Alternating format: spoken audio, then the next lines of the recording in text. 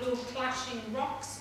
If only in the glades of Pelion the pine was never felled to make the oars for the heroic men who went to fetch the golden fleece for Peleus. Medea then, my mistress, never would have sailed to Iolcus towers, stricken by love for Jason. She wouldn't have persuaded the daughters of Peleus to kill their father, and would have settled here in Corinth with her husband and her children, giving pleasure in her exile to the citizens where she has come to live, and always in agreement with Jason. That is the best security, when the wife does not quarrel with her husband. But as things are, all's enmity. The closest bonds are now diseased. Jason's betrayed his children and my mistress, since he's sleeping in a royal marriage bed. He's married to the daughter of Creon, the ruler of this land. Wretched Medea's had her honour stripped away. She cries our oaths and calls upon the great pledge of their right hands, summoning the gods to witness just how shabby a return Jason's given her. She's lying down, refusing food, submitting to her suffering, wasting away, dissolved in tears, because she knows she's been her husband has treated her unjustly. She will not raise her eyes or lift her face from staring at the floor, and when her friends give her advice, she listens like a rock or wave. But sometimes, turning her white neck away, she grieves alone for her dear father, for her homeland and palace, all that she betrayed to come here with the man who's now dishonoured her. Disasters taught this miserable woman just how great a thing it is not to desert your native land. She hates her children, takes no joy in seeing them. I fear she may be planning something new, for she is terrible. If someone makes an enemy of her, he will not easily sing out a song of victory. Here come her sons. They've been out for a run. They know nothing about their mother's agony. A young mind does not often suffer pain. You've long been one of my mistress's slaves. Why are you standing here outside the doors, lamenting your misfortune to yourself? Why does Medea want you to leave her alone? Aged attendant on the sons of Jason. When their master's fortunes suffer a bad turn, that seizes on the heart of good slaves too. I've come to such a pitch of anguish that I felt a longing to come here and tell to earth and heaven all my mistress's hard luck. Has the poor woman not yet stopped grieving? I envy you your ignorance. Her suffering has just begun. Oh, foolish woman, if I dare to call my mistress that, for she knows nothing of the latest misery. What is it, old man? Don't grudge me the truth. It's nothing. I regret what I just said. Please, don't conceal this from your fellow slave. I will keep silence if I must. I went where they play draughts, where older men gather round the spring of Pyrene, and there I heard, without seeming to overhear, a man say that the king, Creon, is going to throw these boys out together with their mother from this land. I don't know if this story's true. I hope it's not. Will Jason let his children suffer this, even if he has a quarrel with their mother? Old marriage bonds are now supplanted by new ones, and he's not a friend to this household. Then we are lost if we must add this new evil before we drain the old one to the dregs. It's not the time for our mistress to learn of this news, so you must hold your peace and not tell her. Children, do you hear how your father's treating you? I do not wish him dead, for he's my master, but he has been caught out doing wrong to his own family. What human being doesn't? You just recognise that everybody loves himself more than his fellow men, since in pursuit of sex their father loves these kids no more. Children, go inside the house. All will be well. Tutor, you must take special care to keep them on their own, and don't let them near their mother in her present mood, for I've already seen her turn a glance as fearsome as a bull's upon them, as if she intends to act. For I'm sure she will not cease her anger till it strikes someone. I only hope she harms her enemies, not friends. Ah! Unfortunate and wretched in my trouble. Oh, I wish I could die. This is it, dear children. Your mother's stirring up her heart and stirring up her rage. Get indoors quickly and don't go where she can see you. Don't approach her. Guard against the savage character and hate-filled nature of her stubborn mind. Go now, go away, quick as you can. It's clear, a thundercloud of lamentations rising up, and she'll set it aflame with greater passion. What will mighty soul without restraint do now, bitten by calamities.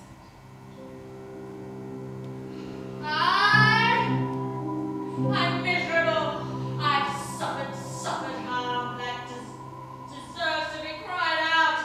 Cursed children of a hateful mother, perish with your father, let the whole house be destroyed.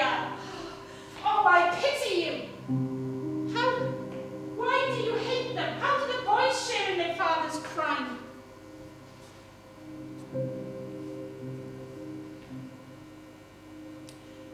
Oh, children, I am terribly afraid that you will suffer. The temperaments of royalty are fearsome. Since they are so powerful, it is rare for them to overcome their rage.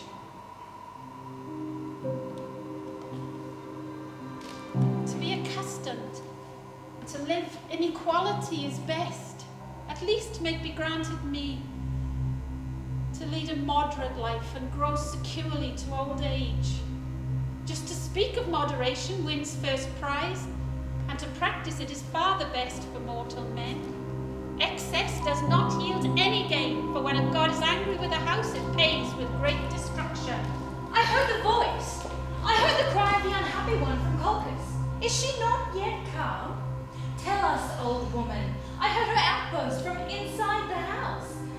And I do not rejoice at suffering in this home, since I am bound to it by friendship. This home does not exist. That is already gone. The husband sleeping with the princess, while my mistress wastes away in her room, not comforted in any way by words from those who hold her dear. I wish a lightning bolt would strike my head. What gain is it for me to stay alive?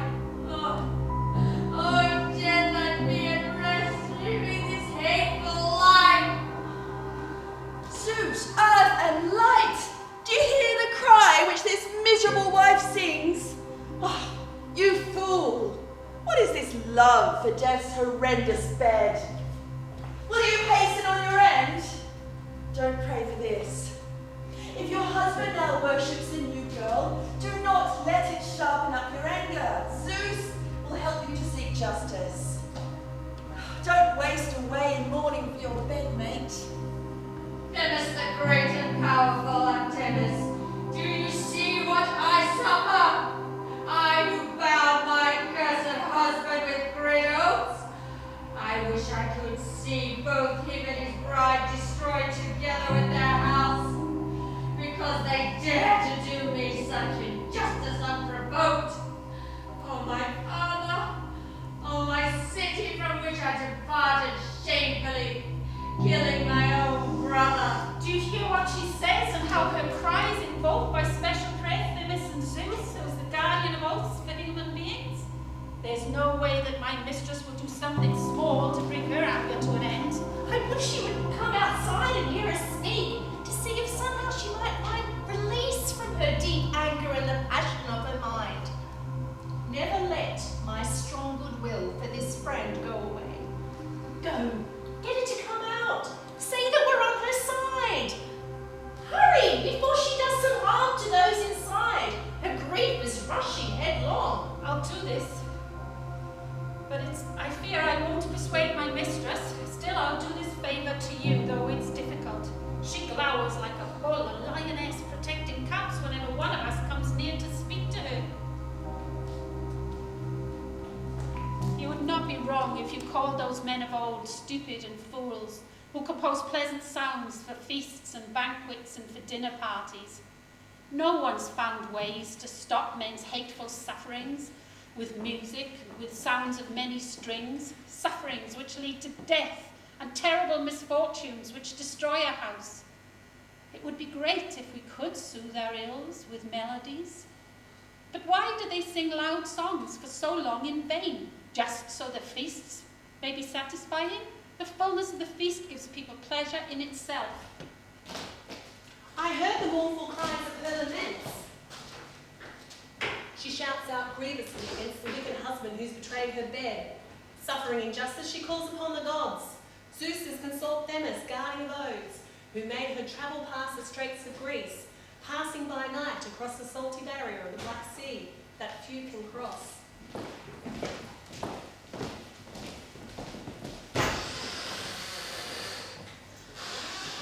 women of Corinth, I come outside so you may not blame me, for I know many men have turned out to be haughty, some away from public view, others outside their doors.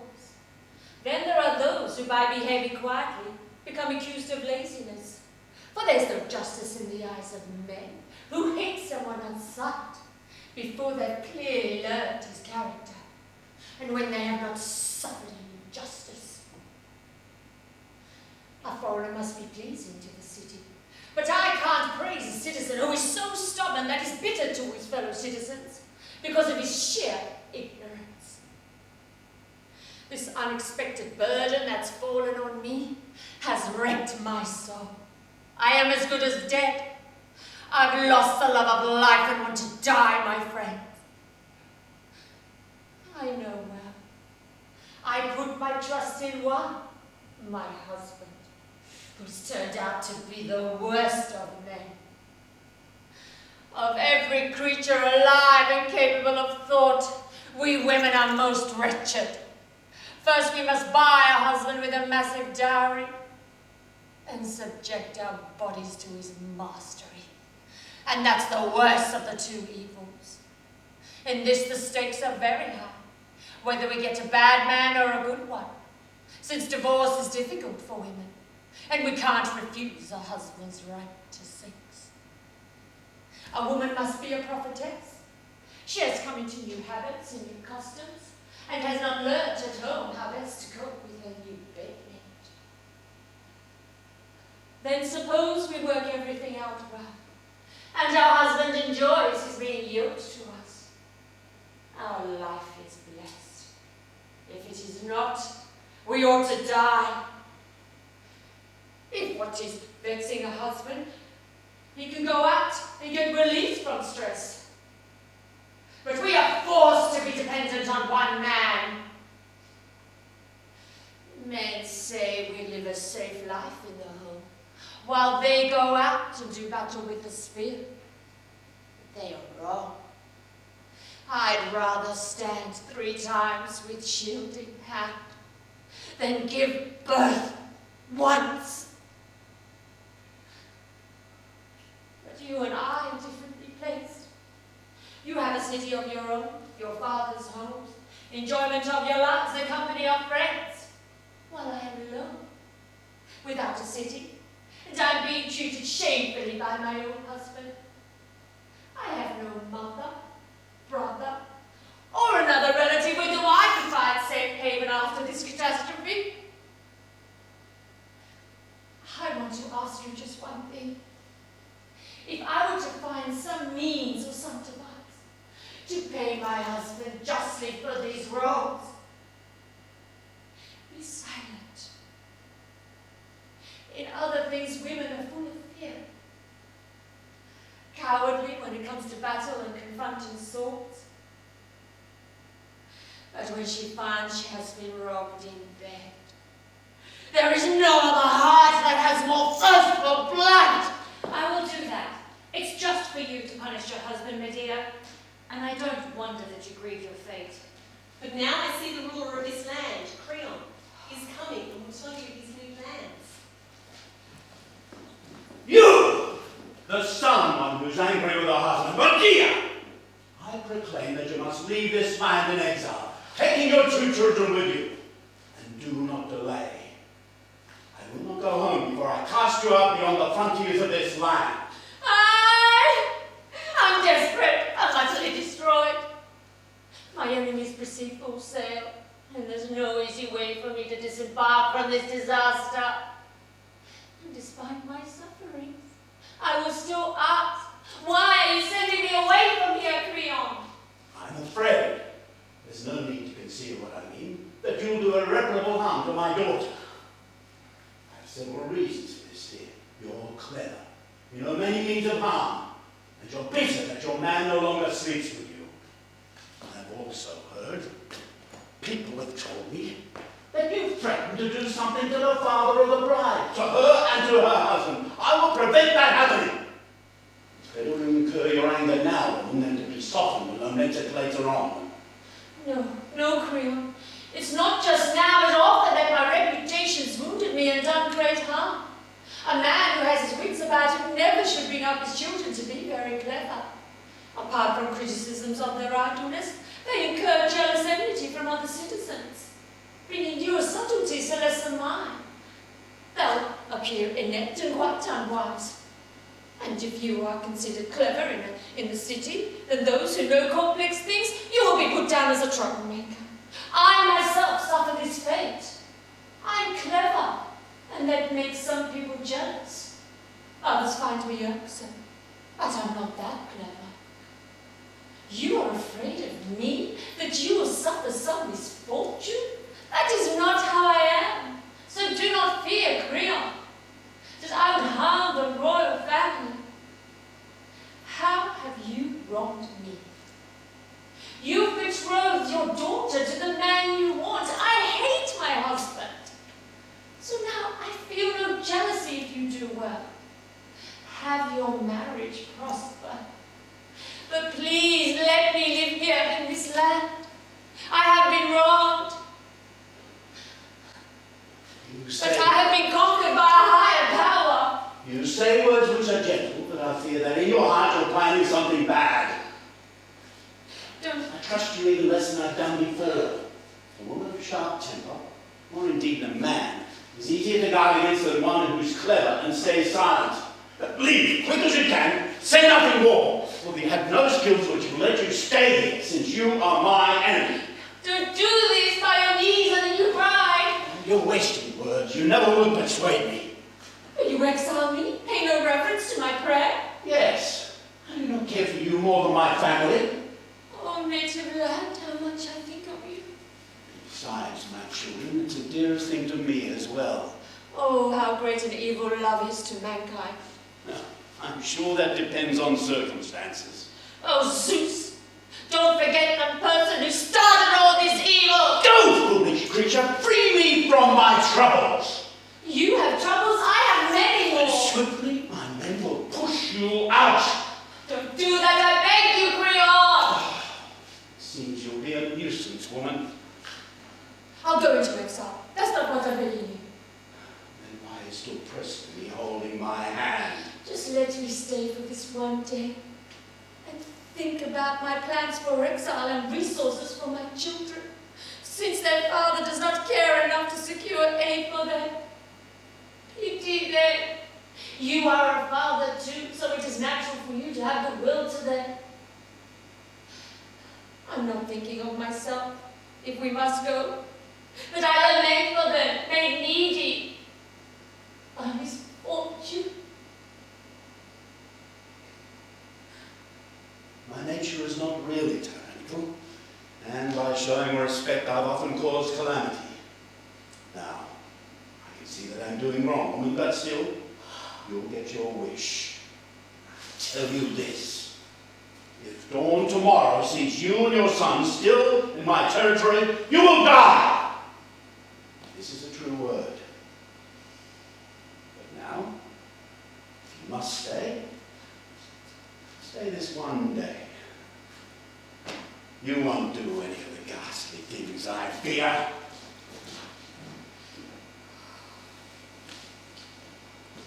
Your sufferings have made you miserable, unhappy woman. Where will you turn? What friend, what land, what house will save you from your troubles? Well, the gods have thrown you, Medea, into a surge of troubles that can't be escaped. It's bad in every way. That cannot be denied. But things won't stay like this. Do not think that. The newlyweds will still face many challenges. And there will be much evil for Creon. Do you think I would have fawned on him if not for my revenge? If not for my desire? I never would have spoken to him or touched him. And now, he's been so foolish that when he thought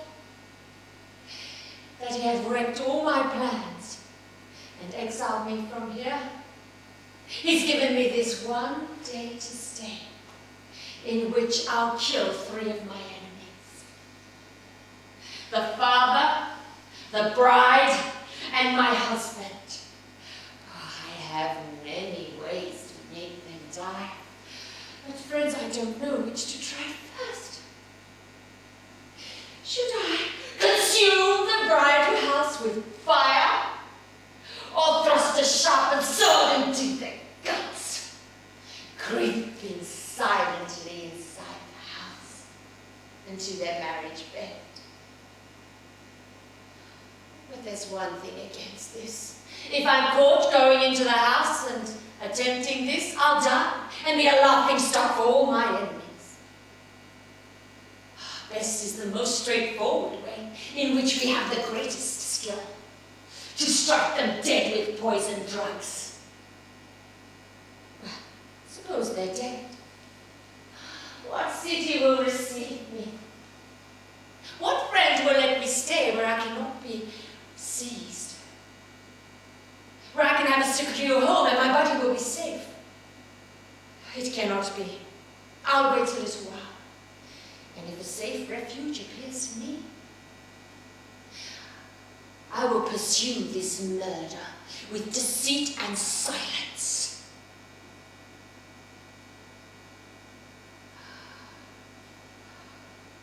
And if something happens that I can't handle, I'll take a sword myself. And even if I'm going to die, I'll kill them. Going to the violent heights of daring. I swear by Hecate, the goddess who I worship most of all, and who I choose as my companion in this plan, that none of them will rejoice and injure my heart. The shrine is a hearth deep inside my home. I'll make their marriage bitter, full of grief, bitter their union and my exile from this land. Come, Medea, you have planned it and devised it. Do the deed of terror. It's time now. The contest is on for you to show your courage. Do you see what you suffer? You cannot be made a laughing stock by Jason's marriage to a descendant of Sisyphus when you're the daughter of a noble man, granddaughter of a god, the sun. And you know how to do it. Also, we were born as women, very helpless when it comes to doing good, but very good creators of all kinds of harm. The streams of sacred rivers run uphill, and justice and all else is turned around. It's men who plan deceitful tricks, and there's no trust in oaths sworn by the gods. What people say will turn my life around to good repute. Honor is coming to the female sex. We won't be tarnished by malicious talk. The muses of the old poets will cease singing their songs, immortalizing our unfaithfulness. Apollo, lord of melodies, did not give us the inspired sounds of lyres. Since then, I would have been sung songs opposing men. The long expanse of time has much to tell about females as well as males. You sailed out from your father's house with your heart crazed by love. You traveled through the Bosphorus and came to live in a strange land where, desperate woman, you have lost the husband from your bed, and they are driving you, dishonored, into exile. The lovely grace of oaths is gone, and there is no respect for them left in the whole of Greece. Shame's flown up to the heavens.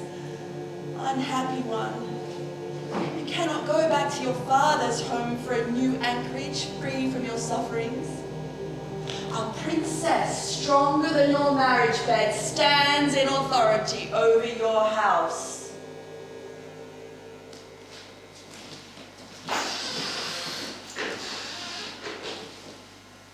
I've seen love now but many times that a sharp temper is an evil that can't be controlled. You could have lived in a house in this land bearing without demur the plans of your superiors, but thanks to foolish words, you have become an exile. It's no big deal for me. Just keep on saying that Jason is the very worst of men. But as for what you said against the royal family, consider it a blessing that exile's your only punishment. As for me, I always tried to moderate the anger of the king and wanted you to stay, but you persisted in your folly, always bad-mouthing the ruler. That is why you're banished from this land. Despite all this I've come, I've not given up on my loved ones. I'm looking out for you, lady, so you won't leave here with the children, destitute or needing anything. Exile brings many troubles. Even if you hate me, I could not ever think badly of you. You're utterly despicable. This is the worst rebuke that I can give to your unmanliness. You've come to me. You've come, although you are most hated by me and the gods and the whole human race. It isn't courage or an act of bravery to confront friends whom you have treated wrongly. It's the worst of all diseases known to man, shamelessness. But you have done well to come. Speaking out against your evil, I will be lightened inside my soul, and you will feel pain as you hear. I will go back to the beginning.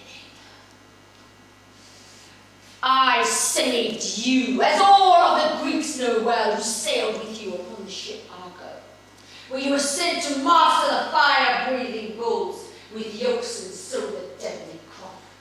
And then I killed the snake who held the golden fleece, tight in his many coils and never slept. I brought to you the light of salvation. And then I chose to betray my father and my home, to come to Pelion and Aegeus with you, eager and most unwise. And then I killed Pelias in the worst kind of death, at his own daughter's hands, and wrecked the entire house. And after I'd done this for you, worst of men, you have betrayed me when we have children. For if you were still childless, it would be forgivable for you to yearn for this new marriage bed. All trust in oaths is gone. And I don't know if you think that the gods no longer rule, or that there are any laws for men. Since you know well you have broken oaths to me. Oh, my right hand, which you so often took in yours and knees of mine. In vain you have been supplicated by an evil man, and we have lost our hopes. Come, I will share something with you as a relative. I don't expect anything good from you, but I'll try. Since when you are asked, you will appear shameful. Where can I turn? Back to my father's house, who I betrayed, also my country? Or to the wretched daughters of Pelias? Oh yes, I'm sure they'd gladly welcome me, their father's murderer. The situation is this. I've made myself an enemy to my loved ones at home, and there are people I never should have wronged, whom I've made hostile to do favors to you. Oh yes, you made me blessed in the eyes of many Greek women in recompense. But I'm now wretched for the marvelous and faithful husband. And if I am to flee, expelled from here, bereft of friends, alone, with children who will also be alone, what a fine reproach for you, the new bridegroom, that your sons wonder beggars of the woman who saved you. Oh, Zeus. Why have you given us clear signs to tell if gold has been adulterated? But there's no sign upon the body of a man by which we can find out who's evil. Anger is terrible and hard to cure when relatives are locked in mutual strife. Seems I must show that I'm good at speaking. But like the skillful captain of a ship, reef my sails tightly so as to escape your uncontrolled outpouring, woman. I, for my part, since you build too much upon my debt to you, declare that only the goddess of love, no other god or human being, saved my voyage. You have a subtle mind, but it would be invidious to tell how Eros, with his arrows that can't be escaped, compelled you to save me. But I will not give quite all of the credit to him. For when you helped me, things went well. But you gained more from saving me than what you gave. And I'll tell you how. First, you now live in Greece instead of a barbarian land, and you know justice and the rule of law, which means that violence does not have free reign. And all Greeks know of you and your reputation for cleverness. If you still lived on the furthest boundaries of earth, no one would have known of you. May I neither have gold stored in my house nor the ability to sing the sweetest song than Orpheus, if I were not conspicuous for fame. I've said all this about my own labours, for you created this contest of words. As for your objections to my royal marriage, in this I will show you first that I was wise and prudent, then a great friend both to you and to our children. No, be still! When I came here from Aegeus, bringing many problems that were hard to solve, what better plan could I, an exile, find than marrying the daughter of a king? You're all worked up because you think I hated being wed to you, and was struck with desire for this new bride. But that is wrong. Nor was I eager for a contest to create new children. The ones I have are quite enough, and I am content with them. My reason was the most important, that we should live well and not in need of anything, because I know that everyone deserves a former friend when he is poor. I could raise children in a way that's worthy of my house, and when I father brothers to your sons, I might make them all equal. And by bringing them together, I would lead a happy life. Why do you need children? It is worthwhile to me for my 2 living sons to profit by the future ones. Surely these plans are good, and you would say so if you weren't worked up about sex. So to such a point that when your sex life's fine, you women think that everything's all right. If some problem comes up about sex, you look upon the best and fairest of things with complete enmity. I wish men could have children in some other way. There were no females, and there would be no evil. Jason, you have embellished your speech well, but even if I speak against what you believe, I think that in betraying your wife, you have not been just. In many ways I disagree with others. I think the unjust man who can speak cleverly incurs the greatest penalty.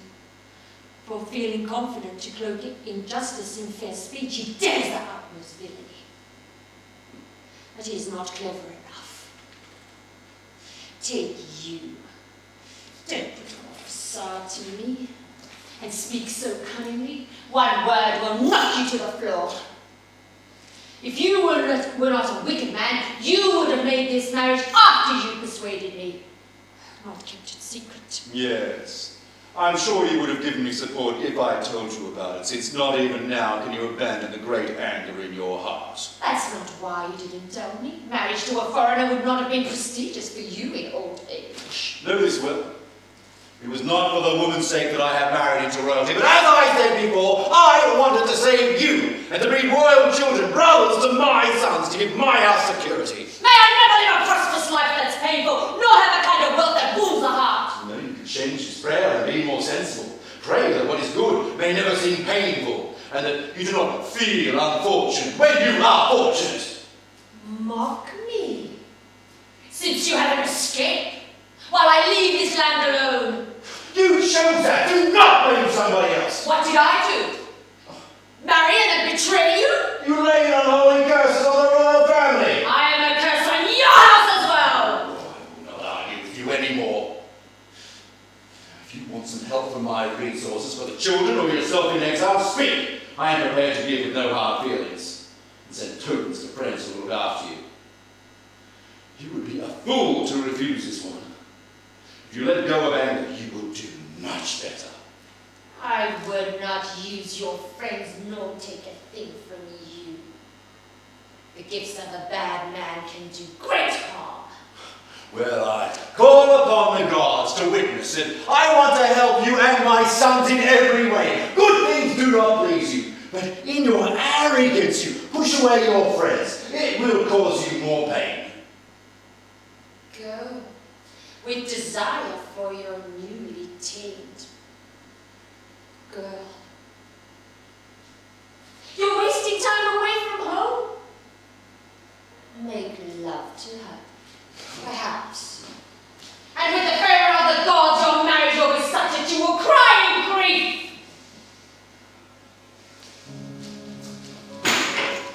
Love that comes in great excess does not prevent reputational excellence.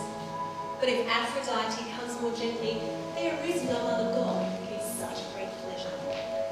Mistress, never shoot at me from your golden bow, an inescapable arrow anointed with desire.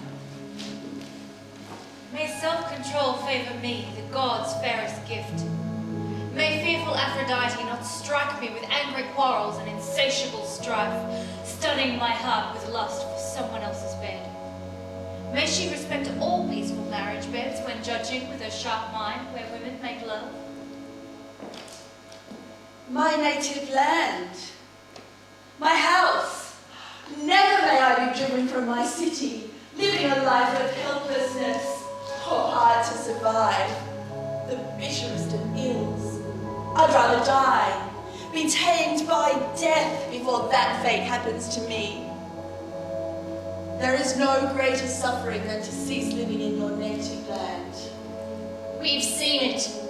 I'm not telling tales from someone else. No city and no friend will pity you as you suffer this most terrible fate. May an ungrateful person be destroyed, one who does not honour family and friends when he has opened up their hearts and found them pure. May such a person never be my friend. Medea, be of good fortune. No one can find a better way than this to greet a friend. The same to you, son of wise Paladin. What has brought you here? I've just come from Apollo's ancient shrine. Why did you travel to the navel of the earth, oracles, son? Searching for how I can have children. By the god, are you still childless even now? Yes, some gods made me childless. Do you have a wife or don't you sleep with anyone? I have a wife. What did the prophet God tell you about children? Words too wise for a man to understand. Is it permitted me to hear the oracle from God? Definitely, since it needs a person of intelligence. What was the oracle? Tell me if it's right for me to hear. Not to open the foot of the wise. Before you did what and went to what land? Before I went back to my native hearth. So why have you sailed here? There is a man called Pitzius, king of Troyzen. Son of Pelos. So they say, very pious. I want to share the oracle with him. Yes. He is very wise and experienced in things like this. And he's the very dearest of my friends. Well, may you have good fortune and get what you want. Why are your eyes and skin wasted away? Aegeus. My husband is the worst of all mankind. What? Tell me clearly why you're so upset. Jason is treating me unjustly, with no cause. Well, what has he done? Speak more clearly to me. He has installed a new woman as mistress of my house. Surely he will not dare to do something like that. He has. And we, his former friends, are now dishonored. Is he in love, or does he hate sleeping with you? It's a great love, so great he's been unfaithful to his family. Well, let him go if you, as you say, he's a wicked man. He wanted marriage into royalty. Who's giving him a wife? Tell me some more. Creon, the king, here in Corinth. Now then I can understand why you're distressed. I'm destroyed, and worse, they're expelling me. Who? Well, this is another new disaster. Creon is driving me to exile from here. And Jason lets this happen? I cannot approve. He says it doesn't, but he's willing to endure it. Oh, I entreat you, by your beard and knees, and in your suppliant, pity me in my misfortune. Do not let me be cast out into wilderness, but give me safe refuge in your land and at your heart. If you do this, may the gods fulfill your desire for children. You don't know how great a find you have made. I can stop you being childless and make you capable of sowing fruitful seeds. Such are the drugs I know. For many reasons I am eager to help you, lady. First, in reverence for the gods, but then because you tell me I will have children. For in this, I'm completely helpless now. But here is how I stand. If you come to my country, I'm a just man and I'll receive you as my guest. But I must tell you this, I'm not willing to take you away from here. However, if you can come to my home, you will remain secure and no one will abduct you. You must make your own way out of Corinth. I do not wish to be blamed by my friends. So shall it be. But if we had a guarantee of this, all would be well between us. Surely you trust me, or is there some problem? I trust you, but the house of Peleus is hostile to me, and of course Creon. If you were constrained by oaths, you would not let these enemies take me away. But if we had only just agreed without an oath, you might become their friend and yield to their requests. For I am weak. They are wealthy, live the life of royalty. You've shown great foresight, and if you want this, I'm willing to comply. It will be safer for me too, if I have some excuse to show your enemies, and you'll be more secure. So, name your gods. Swear by the oath, and my grandfather the sun and the whole race of the immortals. To do or not do what? Speak. Never to expel me from your land, nor, if an enemy of mine tries to take me, willingly let me go. I swear by earth and by the bright light of the sun and all the gods to honor what you have just said. That's fine. And what would you suffer if you did not keep your oath? What happens to all impious men? And so farewell. This is all good. And I will come to Athens just as soon as possible. Once I have done what I intend, and I have got what I want. May Hermes, god of travellers, take you safe home, and may you achieve all you desire, since, Aegeus, I think you are a noble man. Oh, Zeus, justice of Zeus, and radiance of the sun! At last I will have graceful victory over my antagonists, and we have started on the road. There is now hope that my enemies will pay the penalty. For where I was in great distress, this man has come. The safe harbour my plans require. And I will moor my stern cable to him when I go to the city of Athena. Now, my friends, I will tell you my plans, but you won't like the words I say. I will send one of my servants to go and ask Jason to come and see me. And when he comes, I will speak soft words to him, that I agree with him, and that his royal marriage, though betraying me, is sensible, both advantageous and a good decision. I will then beg him for our sons to stay. I won't be leaving them in hostile territory, but so I can kill the king's daughter by deceit. For I will send them taking presents, a delicate robe and a wreath made out of gold. And when she takes this finery and puts it round her skin, she will perish gruesomely, and anyone who touches her.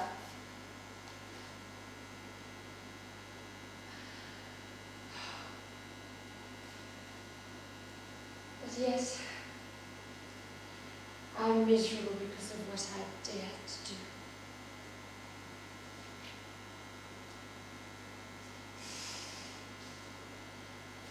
I have to kill my children. No one will take them from my hands. And when I have destroyed the house of Jason, I will depart this land. leaving the murder of my dearest children. Friends, it is not tolerable if enemies can laugh at you. I made a terrible mistake once. When I fled my ancestral halls, persuaded by the words of a Greek man.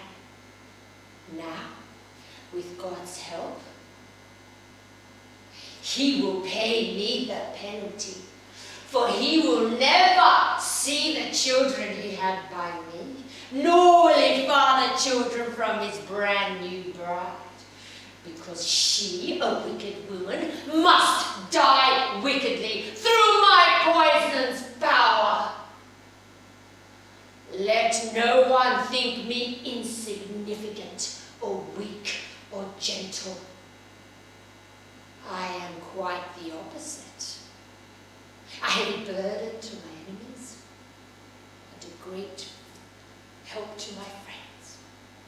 People like this live the most glorious life. Since you have shared this plan with us, I want to help you and uphold the laws that govern humans. I say, you must not do this. It can't be otherwise. I'll pardon you for what you said, since you haven't suffered evil like I have. Will you, a woman, dare to kill your offspring? Yes! That will make my husband suffer. But you would then be the most wretched of women. So let it be. All words of compromise are now so purposeless. Go and fetch Jason. I use you for all that requires a special trust. You will say nothing of what I've planned. If you are on your mistress's side and you were born a woman,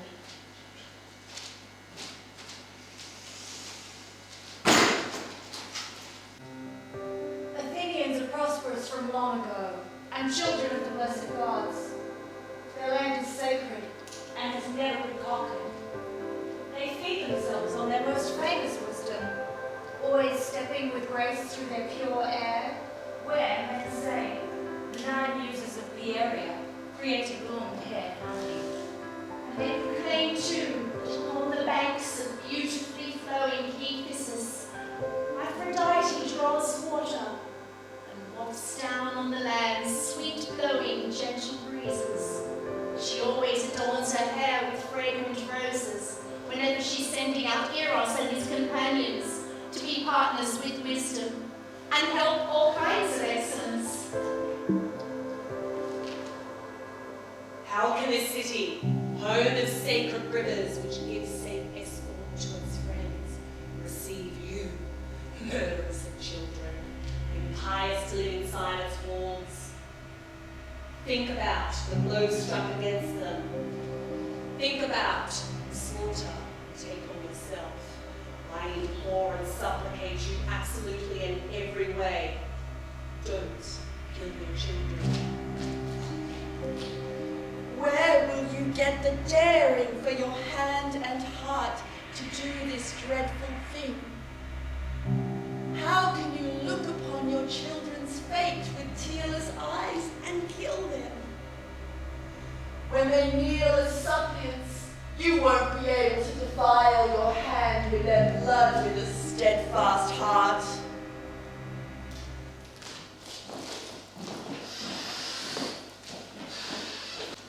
You summoned me.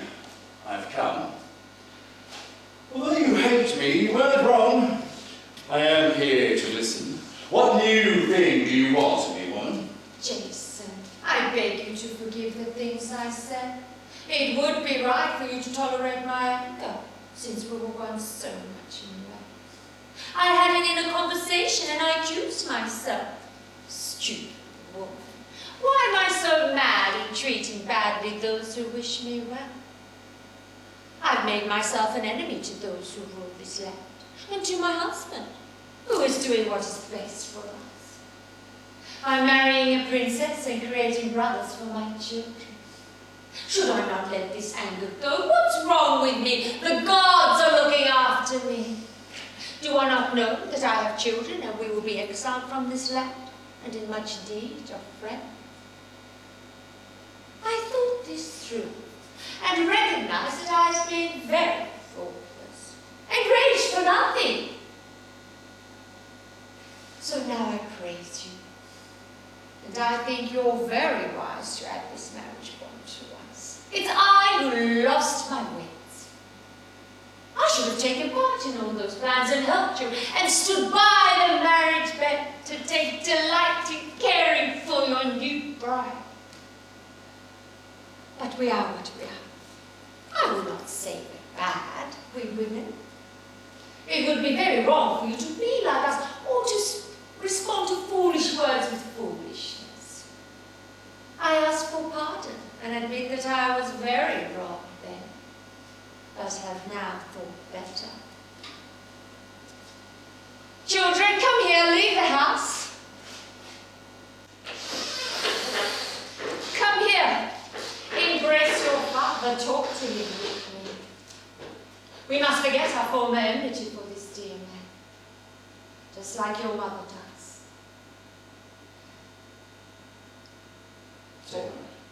Take his right hand. Children, will you live for a long time and hold out your dear arms like this?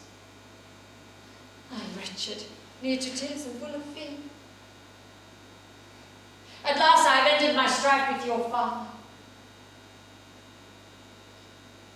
and I am weeping at this tender sight. I too have fresh tears in my eyes. I hope that no greater trouble comes than what we have already. Lady, I praise this, and I don't blame you for what is past. It's natural for women to get angry when another marriage has been smuggled in the house. But your feelings have now changed for the better. At last you recognize the winning plan. This is the action of a woman who is sensible. As for you, children, your father has taken thought, and the gods have given great security to you.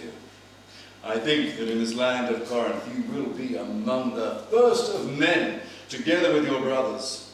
Grow and prosper. All the rest your father will arrange with whichever god is well disposed to us. I hope to see you thrive and reach the goal of young manhood, becoming stronger than my enemies. Woman, why do you wet your eyes with glistening tears, turning your white cheek away, and don't receive this speech of mine with joy? It's nothing. I was just thinking about these boys. Be confident, I will arrange all well for them. I will. I will not disobey your words. Women are feeble and prone to tears. Why do you grieve so much for these boys? I gave birth to them. And when you prayed that they would live, pity came on me, fearing that this may not happen.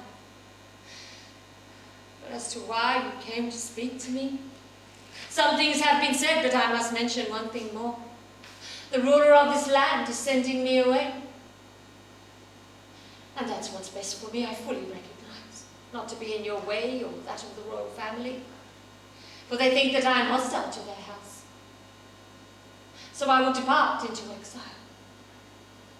But please beg Creon that your sons don't have to go, and he will let you bring them up. I can see that I must try, but I don't know if I can persuade him. You could ask your wife to beg her father if the boys can be allowed to stay. A great idea. And I'm sure I will persuade her if she is like other women. I will help you with this. I will send her gifts that men count as the best of all that exists in the world. I know that well. A delicate robe and a wreath made out of gold. The boys will take them. Attendant, bring this finery quick as you can. She will be fortunate in many thousand ways, having in you a husband who is excellent, and in obtaining finery which once my grandfather, the son, gave to his family. Children, take these gifts to the happy princess bride. She will have faultless presents. Why, foolish woman, do you give these away? Do you think the royal palace short of gold or robes? Like, keep these things, do not give them. If my wife thinks well of me, I am sure she will think of that rather than gifts. Don't tell me that. It's said that gifts persuade even the gods, and gold is better than 1,000 words. She's fortunate. A god raises her on high. She's young and powerful, and for my son's release from exile, I'd give not only gold but my life. Children, take this to the Princess Bride. Give them to my mistress, your father's new wife. It's most important that she place them in her own hands. Go. Quickly. Succeed and bring me your mother. What I want.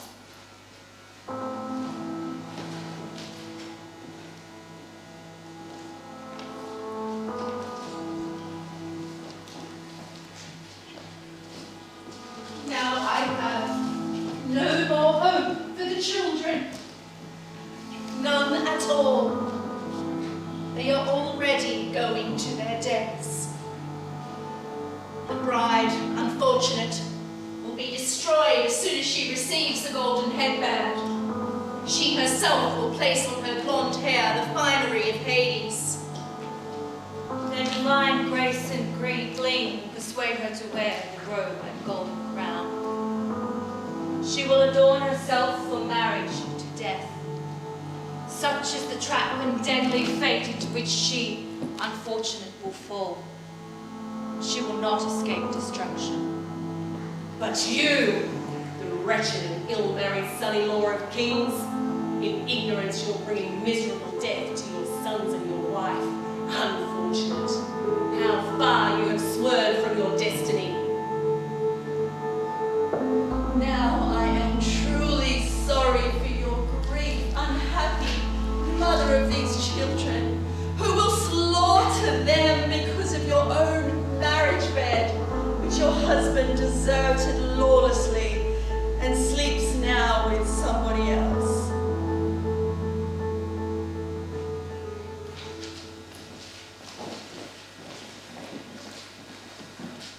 Mistress, here are your children freed from exile. The Princess Bride gladly received into her hands your gifts. All is peace there for the boys. Well, why do you kneel there so upset when you are fortunate? This does not match up with my news. Do I not know of some misfortune? Was I wrong in thinking my news is good? You've told me what you've told me. You've done nothing wrong. Then why are you downcast and crying? I have no other choice, old man. The gods and I have done this, and we were completely wrong. Be confident your sons will bring you back. I'm desperate. I won't return, and I'll bring others down. You're not the only one who's been deprived of children. Being but mortal, we must bear misfortune like. I'll do that.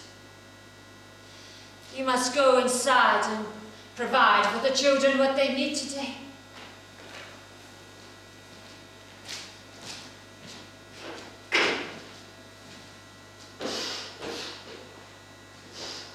Oh, my dearest children, you still have a city and a home in which, leaving poor me, you live always without a mother.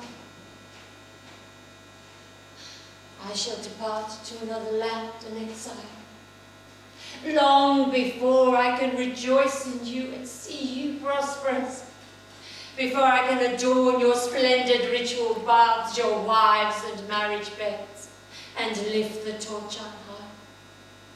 I'm miserable because of what I've dared to do. I've brought you up in vain, my children, and in vain I've worked for you. Worn out by my pain, suffering the agony of childbirth for nothing. I, unhappy one,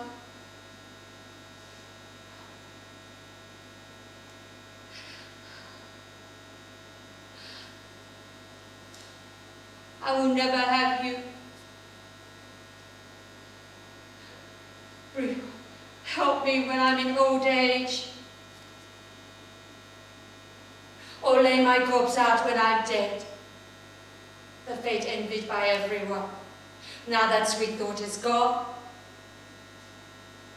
I will be deprived of you and live a long and wretched, painful life, and your dear eyes will never see your mother as you pass into another form of life. Oh, why do you look at me, my sons? Why do you smile the last of all your smiles? What shall I do? Women, my brave resolve is gone. As I look on the bright eyes of my sons, oh, I cannot. Farewell, my former plans. I shall take my children with me leaving here. Why should I, angry at their father, myself be burdened with this second wrong? I won't. Farewell, my plans. And yet, what's wrong with me? Do I want my enemies to go without punishment, so I become a laughingstock? I must have courage. It would be sheer cowardice to let soft words into my mind. If anyone is ritually restrained from presence at my sacrifice, that is their concern. My hand will not be weak. Everything's done. There is no escape. The royal bride is dying with the crown upon her head. And in the room, of that I'm sure. And since I have embarked on this most wretched road, and will send these on one even worse, I want to talk to my children. Sons, give me your right hands to kiss. Oh, dearest hand, oh, dearest mouth to me, and noble form and faces of my children. May you be fortunate, but somewhere else. Your father has removed all joy from here. Oh, sweet embrace, oh, soft skin, oh, sweet breath of children. Go, I can no longer look at you, as you consume my suffering. I know how great a crime I'm going to commit, but anger has control over my plans. Anger, which is the greatest cause of human pain.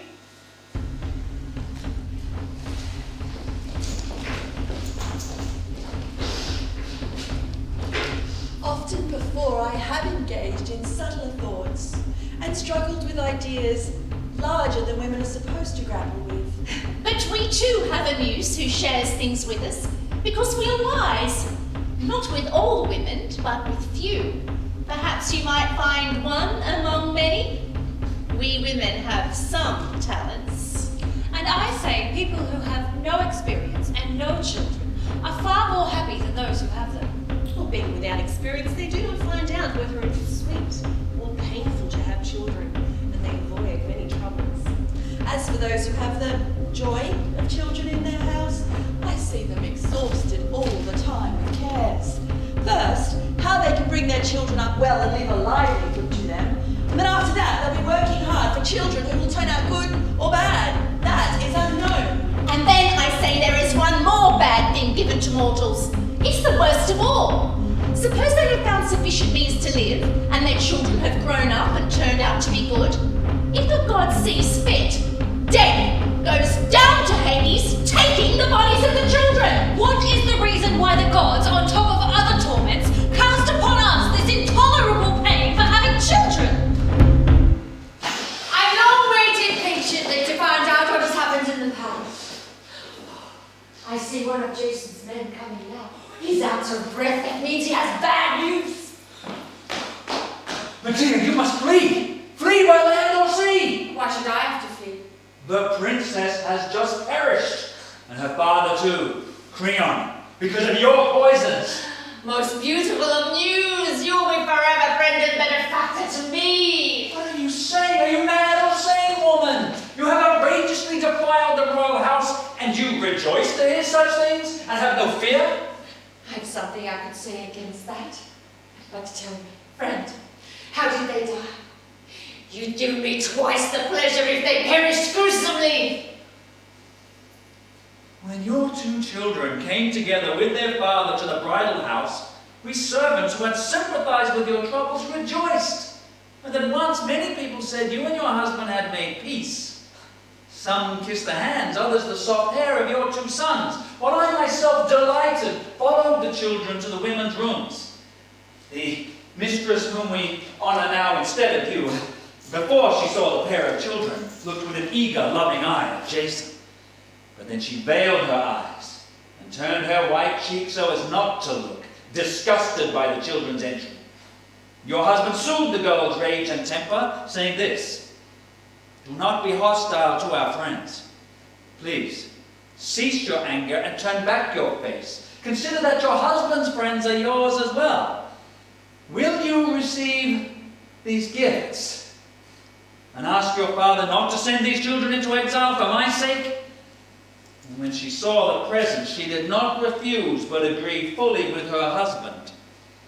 And before your children and their father had gone far, she took the multicolored robe and wrapped it round herself, then placed the golden crown upon her locks, and with a mirror she arranged her hair, smiling at the lifeless image of her form. She got up from her throne and walked around the room, taking light steps on her white feet, delighting in her gifts, and many, many times looking back to see how the robe flowed to her heel. But then he saw a terrifying sight. Her skin began to change. She staggered sideways and only just was able to sit on the throne and not fall to the ground. One old serving woman, thinking I suppose the ecstasy of Pan or of some other god had come, raised a glad cry. But then she saw white foam spewing from the girl's mouth, and her eyes stood out from their sockets, and there was no blood in her flesh. Then, instead of joyful song, there was a huge outcry of grief. At once a slave went to her father's rooms, another to a newlywed husband, telling what had happened to the bride. The whole house resounded with the sound of rushing feet. A swift runner would have got to the end of a 200-meter race before she broke her silence, and with open eyes stirred the wretched girl and cried aloud, for two pains were attacking her at once. The wreath of gold around her head let out a stream of all-consuming fire, and the fine robe, "Give from your sons," devoured the white flesh of the girl fated to suffer. She got up from her throne and fled on fire, shaking her head and her hair, this way and that, trying to take off the crown, but the golden band held firm. When she shook her head, the fire burned twice as fiercely. She fell onto the floor, overcome by this disaster. Almost no one except her father would have recognized her. You could not see the shape her eyes had been, nor her once well-formed face. As blood dripped from the top of her head, blended with the fire, and the flesh melted away from her bones like sap from a pine tree. Due to the hidden jaws of your poisons, a terrifying sight. No one dared to touch the corpse, and we had what happened as our guide. Her wretched father, ignorant of the disaster, suddenly came into the room and fell upon the corpse. At once he cried out and embraced her with his hands and kissed her, saying, "My poor daughter, what gods destroyed you horribly? Who's made this old man 1 foot in the grave, bereft of you? Alas, may I die with you, child?" And when he had ceased his lament, he tried to get up with his aged body, but he was held, like ivy on the shoots of laurel, by her light robe. And then there was an awful wrestling match. He wanted to stand up, but she held him tightly. If he tried force, he tore the old flesh off his bones. In time, the poor unfortunate was snuffed right out and died. He could no longer fight against his fate. There are 2 corpses. An old father and his daughter lie together, a disaster to provoke weeping. Let your affairs be left out of my tale. You'll know yourself what punishment will fall on you. Not for the first time I consider mortal life a mere shadow. I would not hesitate to say that those who are thought to be wise and deft with words incur the greatest charge of foolishness. No human beings ever favoured by the gods. When wealth flows in, someone may be more prosperous than others, but still, he's not then happy.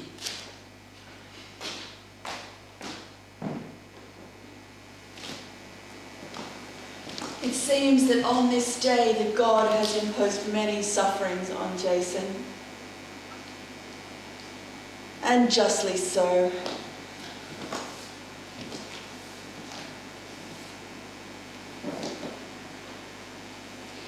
Friends, I have decided that I must kill the children at once and leave them here. I must not let delay give the boys over to be slaughtered by an enemy. They have to die. And since they must, I who gave birth to them shall kill them.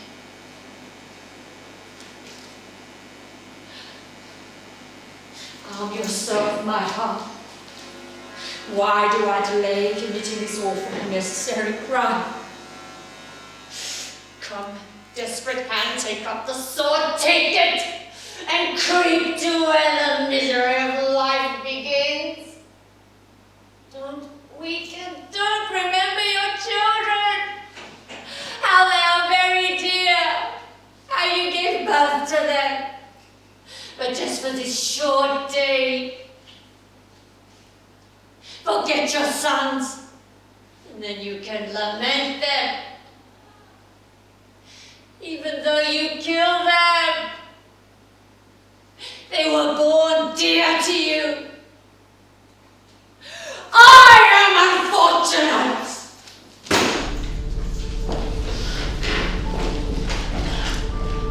Earth and radiant light of sun. Look at this accursed woman now before her bloody, kindred, murdering hand strikes down her 2 children. She was born of your gold lineage, and it is fearful for the blood of gods to fall upon the earth shed by the hands of men. Divine light, stop her! Hold her back! Drive this wretched blood-stained fury out of the house! In vain the toil of raising children's lost. In vain you bore these loved ones and came through the hostile passageway between the dark blue flashing rocks. Miserable woman, why has this mad rage fallen on you and made you pile frenzied murder upon murder? Pollutions caused by kindred's murder's terror. It brings on to the killers sufferings that match their crimes. Woes falling from the gods upon the house. Help! Do you hear the children crying out? Wretched, ill-fated woman. Oh, what shall I do? How can I escape my mother's hands? I do not know, dear brother. We are done for. Shall I go inside? I think we should stop her from murdering the children. Yes, by the gods, help us. We need you. Ah! She has us caught in the trap of her sword. Wretched woman, you are rock or iron to kill with your own faithful kindred hand the children whom you bore.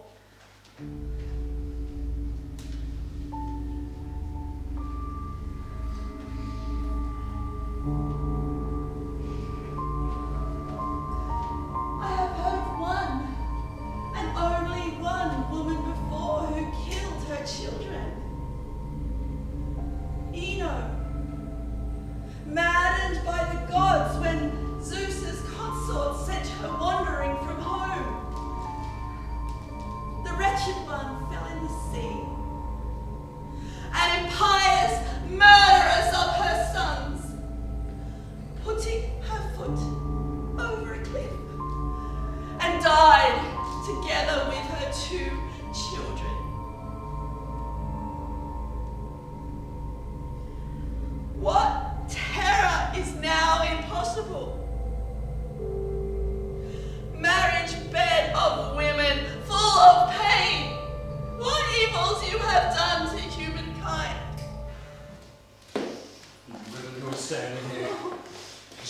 these frightful crimes were doing in the house, or has she fled? She will have to hide herself beneath the earth, or take wing and fly up into the sky, if she is not to pay the royal house for what she's done. Did she think that she could kill the rulers of this land and then escape without a penalty? But I am not thinking about her so much as my sons, fearing that the royals' relatives will do them harm, exacting vengeance for their mother's impious crime. Jason! Poor man! You do not know what you have suffered, or you would not have said this. What is it? Does she want to kill me too?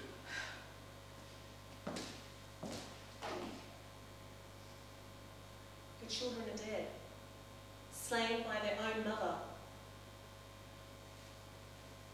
No.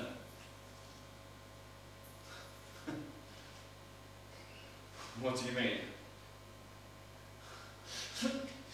Woman, you have destroyed me!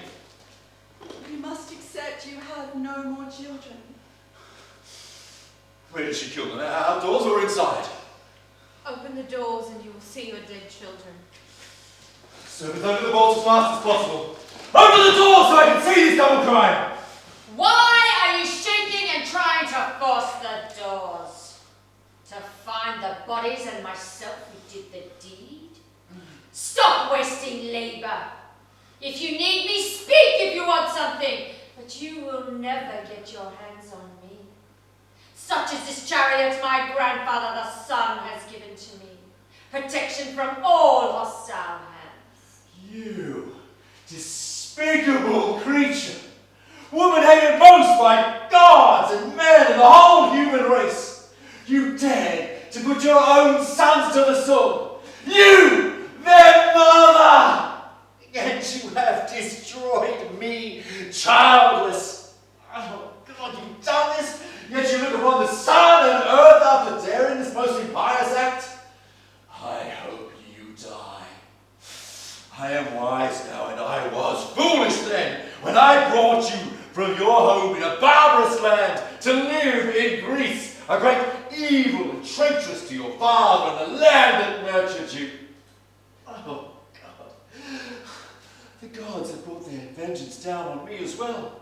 For you killed your own brother by the half before you came on board the glorious ship Aegeus. That was just the beginning. When you had married me and bore me children, you destroyed them all because of sexual jealousy. No Greek woman would have dared to do this, but I preferred to marry you instead of one. A hateful union which has destroyed me. You are a lioness, no woman more savage in your nature than Etruscan Scylla. Not even with thousands of reproaches can I bite you. Such is the daring deep inside your soul. Go to hell, do shameful deeds, and butcher up your children.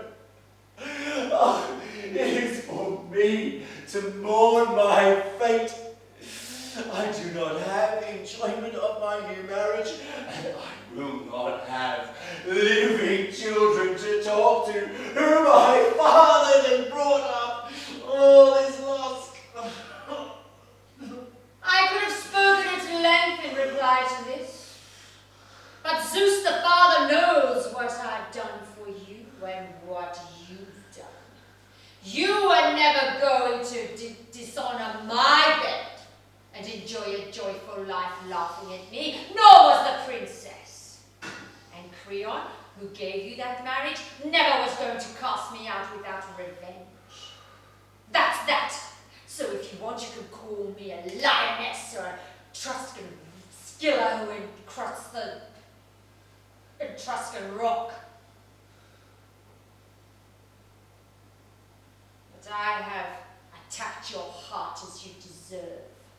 You yourself suffer and share in the misery. Know this, the pain is worthwhile if you cannot laugh at me. Children, how bad a mother you have had. Children, you died because your father is diseased. It was not my right hand that killed them. No, it was your arrogance and your wedding. You thought it right to kill them just because of sex? Do you think that is a small affliction for a woman? For one who's self-controlled when everything about you is evil. These boys are dead, and that will bite at you. These boys will be avengers on your head. The gods know who began these sufferings. At least they know of your disgusting mind! Hate me. I loathe your bitter voice. And I yours. But our parting will be easy. How? What shall I do? I really want to know. Allow me to bury these bodies and mourn over them. No. I shall bury them with my own hand. I'll take them to the sacred precinct of Hera at Creon, so that none of their enemies can mutilate the dead by tearing down their tombs. Then, on this sacred land of Sisyphus, I will bestow a sacred feast and future rites because of this impious death. And you, as is right, will die an ignominious death, struck on the head by an old timber of the ship Argo, ending your bitter marriage with me. The avenging fury of the children and justice destroy you! What god or other power will listen to you, a man who breaks oaths and deceives his friends? You were a loathsome murderess! Go to your house and bury your wife. I go deprived of my children! You are not really mourning yet. Where's your old age? Dearest children! To their mother, not to you. And then you killed them? Yes, to cause you pain. Oh, I am miserable. How I wish I could kiss my dear children! Now you call out to them? Now you greet them when you push them away? By the gods! Let me touch the soft skin of my children! No. You speak useless.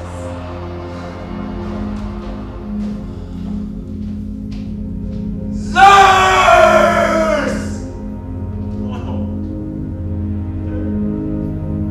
Do you hear how I am deprived and what I suffer from this horrible child murderer and lioness?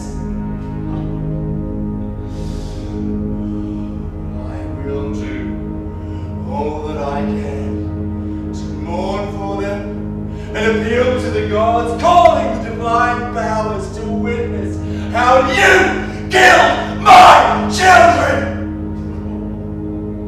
And did not allow me to touch them or bury their dead bodies.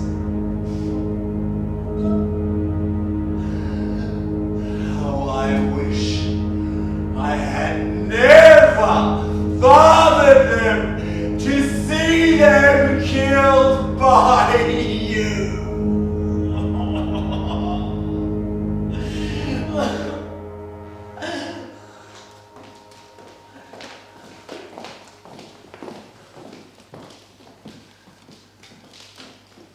Zeus on Olympus ordains many things. And the gods achieve much that surprises us. What we thought would happen didn't. And the god found a way for unimaginable deeds. That's how this story ends.